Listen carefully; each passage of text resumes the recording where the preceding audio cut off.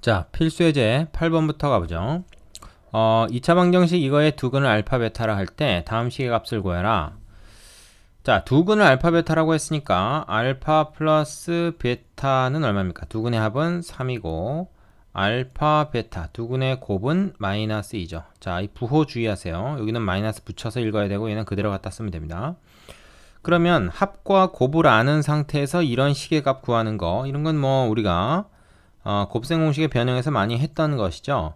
그래서 알파 제곱 플러스 베타 제곱은 이건 뭡니까? 알파 플러스 베타의 전체 제곱에서 2배의 곱을 빼면 된다 하는 거 알고 있죠? 그래서 이걸 여기다 대입만 하면 됩니다. 3의 제곱 빼기 2 곱하기 알파 베타의 곱은 마이너스 2다. 이렇게 되죠. 그래서 얼마입니까? 9 플러스 4가 되겠네요. 그죠? 그래서 13입니다. 자, 두 번째 문제 보면은 이번엔 세제곱의 합입니다. 이거 역시 합과 곱을 가지고 표현할 수가 있죠. 세제곱 플러스 세제곱 어떻게 됩니까? 곱셈 공식의 변형에서 전체 세제곱에서 3배의 알파 베타 곱을 그 다음에 다시 알파 플러스 베타를 이걸 다 곱해야 해서 빼면 되죠. 이거 기억나십니까?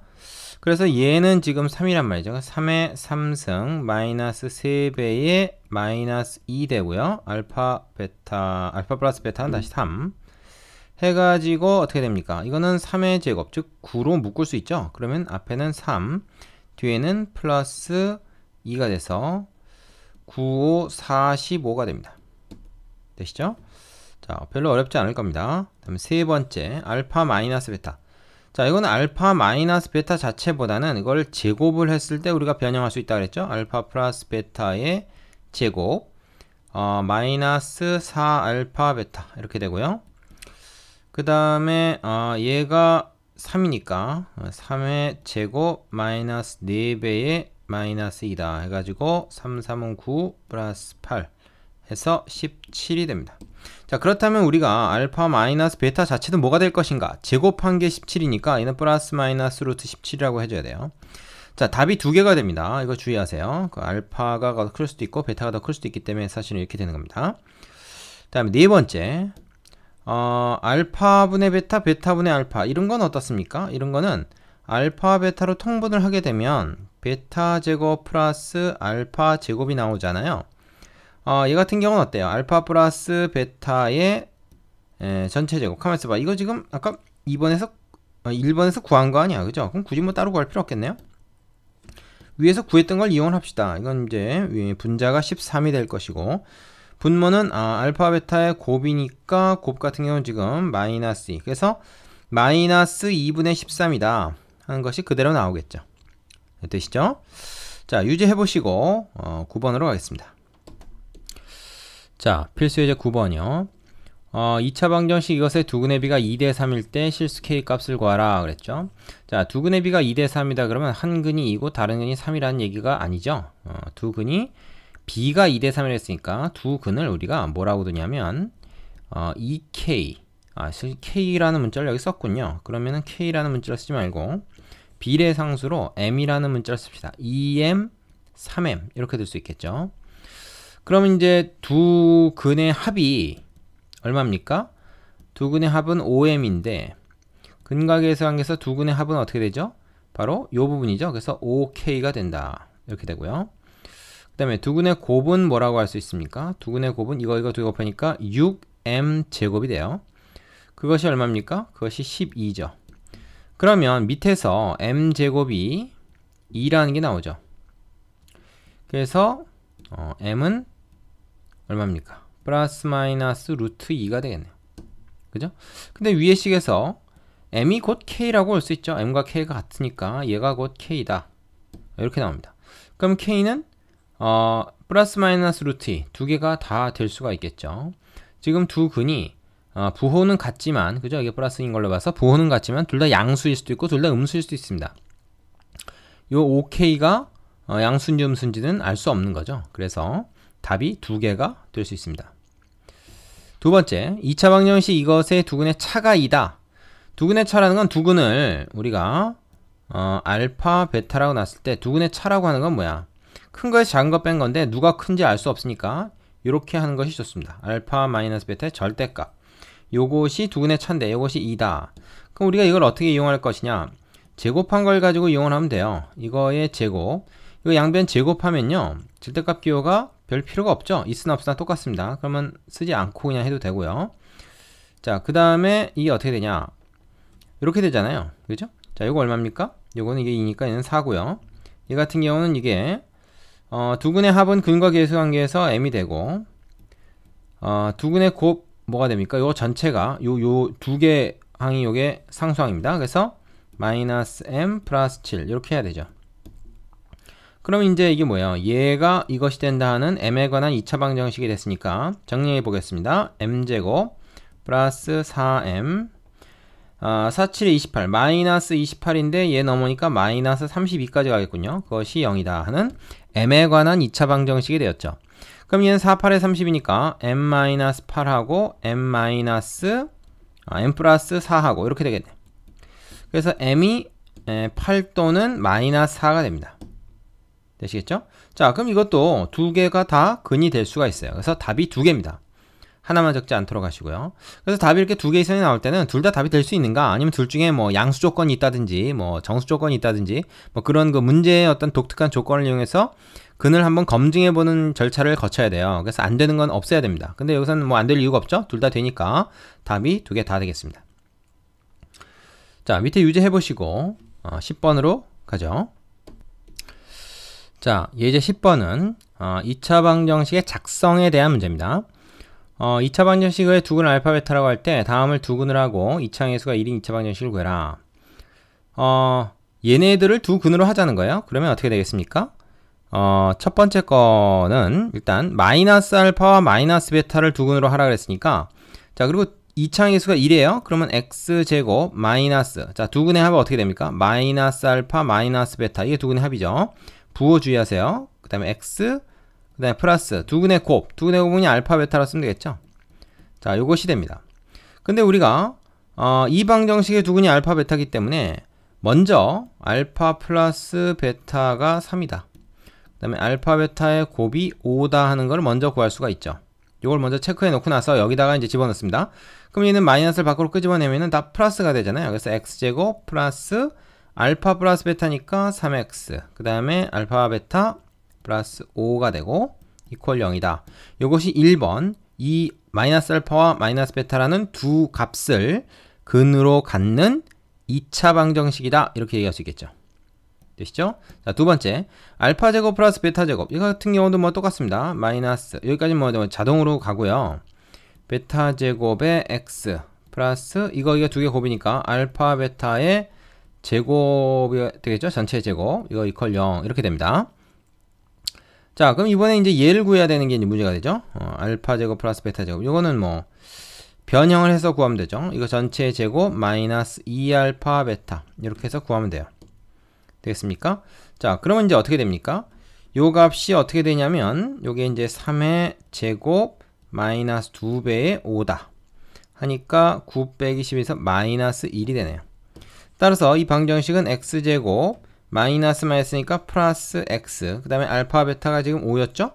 제곱했으니까 플러스 25는 0이다. 요렇게 나오게 됩니다. 자, 참고로 요 방정식은 여러분이 뭐 판별식을 구해봐도 아실 테지만 어떻게 되냐면 허근이 나와요.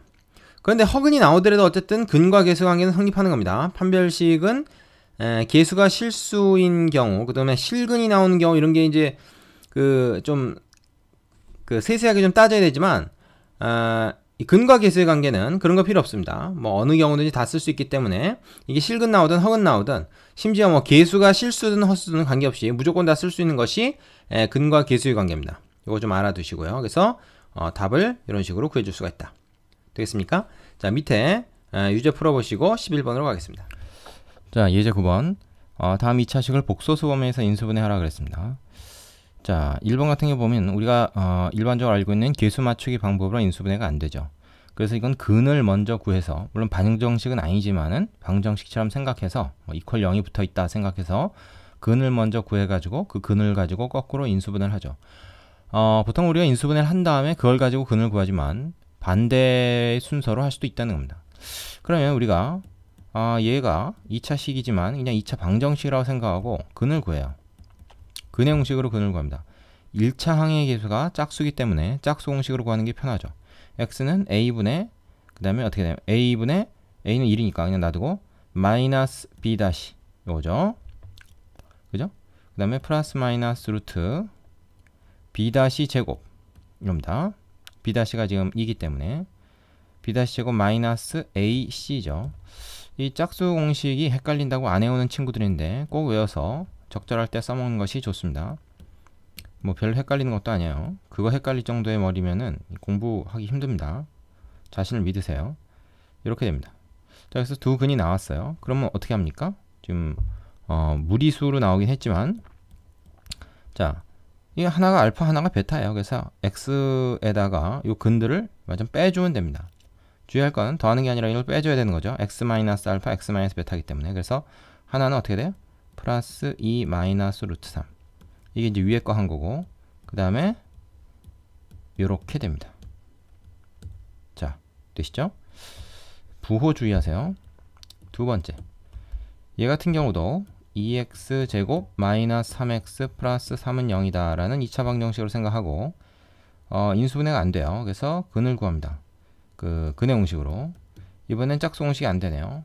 자, 그럼 그냥 일반 근의 공식. x는 2a분의 마이너스 b 플러스 마이너스 루트 b의 제곱 마이너스 4ac 이렇게 되겠죠? 그러면 어떻게 됩니까? 3 플러스 마이너스 이거 얼마야? 4, 2, 8, 3, 24 9에서 24를 빼니까 이런 얼마입니까? 마이너스 15가 나와버리네요. 이렇게. 그럼 이거는 이제 3 플러스 마이너스 루트 15i다 이렇게 얘기할 수 있죠. 허근이 나왔습니다. 허근이 나왔더라도 우리는 인수분해는 할 수 있어요. 어떻게 할 수 있습니까? 자, x 마이너스 알파 어떻게? 4분의 3 플러스 루트 15i 요거 하나 나오고 x 마이너스 베타 이렇게 3 마이너스 루트 15i 이렇게 됩니다. 자, 근데 중요한 게 있어요. 2차 항의수가 2였죠. 이거는 지금 우리가 2차 항의수가 1인 상태에서 구한 거죠. 즉 이거 양변을 2로 나눈 방정식을 우리가 인수분해 한 거다 이렇게 생각할 수 있습니다. 여기 앞에 2가 있으니까 2를 곱해줘야 돼요. 이렇게 써주면 됩니다. 자, 더 정리해봤자 정리할 게 별로 없죠. 그래서 이건 그냥 이대로 놔두면 되겠습니다. 되십니까? 꼭 확인하시고 밑에 유제해당 있으니까 그거 풀어본 다음에 다음 문제로 가십시오. 자, 11번은 혈례근에 관한 문제인데요. 2차 방정식 이것의 한 근을 1 플러스 루트 3이 할 때 유리수 m의 값을 구해라. 지금 이 방정식을 보면 계수가 다 유리수죠. 1, 그 다음에 마이너스 2, 그 다음에 m인데 m도 유리수라고 그랬으니까 그럼 한 근이 이런 무리수로 나왔다면 다른 한 근은 무리수 부분의 부호가 반대인 것이 다른 한 근이 된다. 혈례근이라고 하죠. 그래서 우리가 다른 한 근, 자 1번의 다른 한 근을 1 마이너스 루트 3이다 라고 얘기할 수가 있습니다. 구할 수가 있어요. 그러면 이제 우리는 뭐냐, 두 근의 합을 한번 구해보세요. 이거하고 이거에 더해봐. 그럼 뭐야? 2가 되죠? 2 되는 거 맞네요. 그럼 두 근의 곱을 구해봐. 자, 1번 두 근의 곱은 얼마냐? 근과 계수의 관계에 의해서 두 근의 곱은 m이 되는데 그게 바로 얼마입니까? 실제 두 근은 아니까 등 곱해보세요. 1 빼기 3이 되죠. 그래서 마이너스 2가 된다는 거예요. 되겠습니까? 혈례근을 이용해서 간단히 구할 수가 있습니다. 자, 두 번째, 2차 방정 이거의 한 근을 2 플러스 i라고 할 때 실수 ab의 값. 이번 유리수가 아니라 실수범입니다. 하지만 한 근이 이렇게 허근으로 나왔군요. 그러니까 다른 한 근은 뭐가 됩니까? 다른 한 근 역시 2 마이너스 i 허수부의 부호만 바꾼 것이죠. 그러면 두 근의 합 근과 계수 관계에서 어떻게 됩니까? 얘하고 얘하고 더하니까 두 근의 합은 4죠. 그게 뭐로 나와요? 그게 마이너스 a가 됩니다. 근과 계수 관계에서. 따라서 a는 마이너스 4네요. 그 다음에 두 근의 곱을 구하자. 그러면 어떻게 되냐? 두 근의 곱 실제로 곱해보세요. 2 플러스 i하고 2 마이너스 i하고 곱하면 앞에 거 제곱 4 빼기 뒤에 거 제곱해서 마이너스니까 5가 됩니다. 두 근의 곱이 5가 돼요. 이때는 이게 이제 b다 이렇게 얘기하시겠죠. 그래서 b가 5다라는 걸 알 수가 있습니다. 그래서 실수 a, b를 다 구할 수가 있는 것이죠. 바로 혈례근의 성질을 이용해서 근과 계수의 관계를 활용을 한 것입니다. 자, 밑에 있는 유제로 연습해 보시고요. 12번으로 가겠습니다. 자, 12번 2차 방정식 fx 이퀄 0의 두근 알파 베타에 대하여 알파 플러스 베타는 1이고 알파 베타의 곱은 6입니다. 이때 2차 방정식 이거의 두근의 곱을 구해라 그랬는데, 자, 이건 풀이 방법이 한 두 가지 정도 있을 수 있어요. 그런데 여기서는 이 문제의 출제 의도와 관련된 내용으로 한번 풀어보겠습니다. 그건 뭐냐면 바로 치환을 이용하는 건데요. 치환이 어떤 개념인지 아시죠? 자, 복잡한 식을 하나의 문자로 두는 것입니다. 2x-1이라고 하는 것을 우리가 t라는 문자로 치환을 합시다. 2x-1을 t로 치환해.